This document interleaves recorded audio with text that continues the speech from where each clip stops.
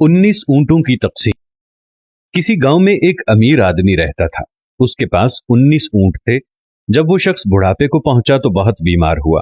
उसने उस वक्त एक वसीयत लिखवा कर रख दी। कुछ अरसे बाद उस शख्स का इंतकाल हुआ। वसीयत निकाल कर पढ़ी गई तो गांव वाले और रिश्तेदार हैरान हो गए। वसीयत के मुताबिक ऊंटों का आधा हिस्सा उसके बेटे को दिया जाए, 1/4 यानी चौथा हिस्सा उसकी बीवी को और 5वां हिस्सा उसकी बेटी को दिया जाए। अब ऊंटों की तादाद 19 थी। गांव वाले सर जोड़कर बैठ गए कि ऊंटों का निस्फ कैसे किया जाए।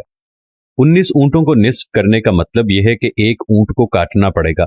ऊंट ज़िबा करने पर एक ऊंट की जान जाएगी और पीछे 18 ऊंट रह जाएंगे और फिर से एक ऊंट की तकसीम का मसला खड़ा हो जाएगा।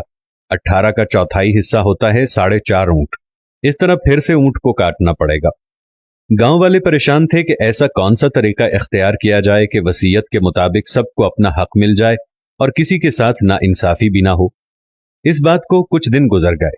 गांव के समझदार बुजुर्ग सर पकड़कर बैठते, लेकिन वो मुनसिफाना तकसीम करने में नाकाम रहते।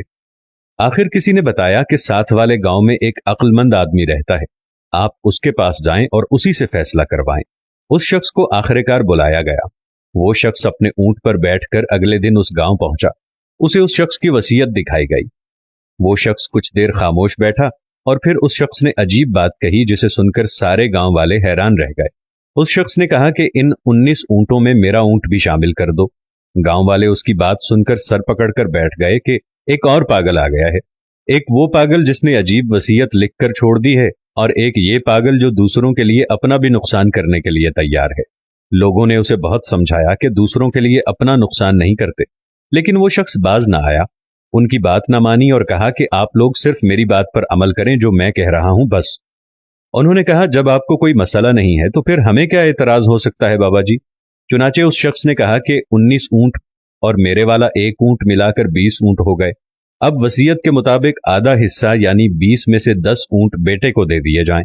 20 ऊंटों का 1/4 हिस्सा यानी 5 ऊंट बीवी को दे दिए जाएं और अब इस 20 ऊंटों का 5वां हिस्सा बेटी को दे दिया जाए, जो कि 4 बनता है, वो उसे दे दिए जाएं। इस तरह 19 ऊंटों की तकसीम मुकम्मल हो गई और पीछे एक ऊंट रह गया जो उस बुजुर्ग आदमी का था।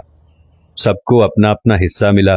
बेटे को 10, बीवी को 5 और बेटी को 4 ऊंट देने के बाद वो शख्स अपना एक ऊंट लेकर अपने ऊंट पर बैठकर अपने गांव चला गया और लोग उसे हैरानी से जाता हुआ देख रहे थे कि कितनी अक्लमंदी से उसने इस एक मसले का हल निकाल लिया और किसी का कोई नुकसान नहीं हुआ।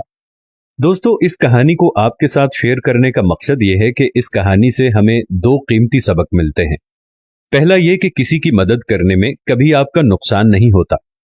अगर आप किसी की मदद करने में कोशिश करते हैं, सरमाया लगाते हैं, वक्त लगाते हैं, तो आपका वो सरमाया और वक्त कुछ भी ज़ाय नहीं होगा। दूसरा सबक यह है कि इस दुनिया में कुछ भी नामुमकिन नहीं। कोई ऐसा मसला नहीं जिसे हल न किया जा सके।